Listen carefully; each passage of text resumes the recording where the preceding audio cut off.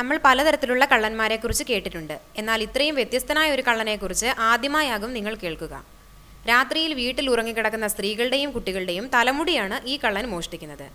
രാജസ്ഥാനിലെ ജോധ്പൂർ ജില്ലയിലെ ഫലോഡി ഗ്രാമത്തിലാണ് സംഭവം. രാത്രിയിൽ വീട്ടിൽ കടന്നുകൂടി എല്ലാവരെയും ബോധം കെടുത്തിയ ശേഷമാണ് ഇയാൾ മോഷണം നടത്തുന്നത്.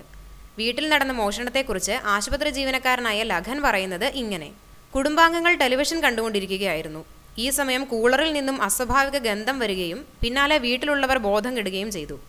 ഏതാനും മണിക്കൂറുകൾക്ക് ശേഷം ഉണർന്നപ്പോൾ വാതിലിൻ്റെ മുൻപിലായി അല്പം മുടി കിടക്കുന്നത് കണ്ടു. തുടർന്ന് നടത്തിയ പരിശോധനയിൽ ഭാര്യയുടെ തലയിലെ മുടി നഷ്ടപ്പെട്ടത് ശ്രദ്ധയിൽപ്പെടുകയായിരുന്നു. ഇതിനു പിന്നിൽ പൈശാചിക ശക്തിയാണെന്നും അതുകൊണ്ട് പൂജ നടത്തണമെന്നുമാണ് ഇയാൾ പറയുന്നത്. ഇത്തരത്തിൽ 12 കേസുകളാണ് ഈ മേഖലയിൽ മാത്രം റിപ്പോർട്ട് ചെയ്തതെന്ന് പോലീസ് പറഞ്ഞു. സംഭവത്തെക്കുറിച്ച് വിശദമായ അന്വേഷണം നടന്നു വരികയാണ്.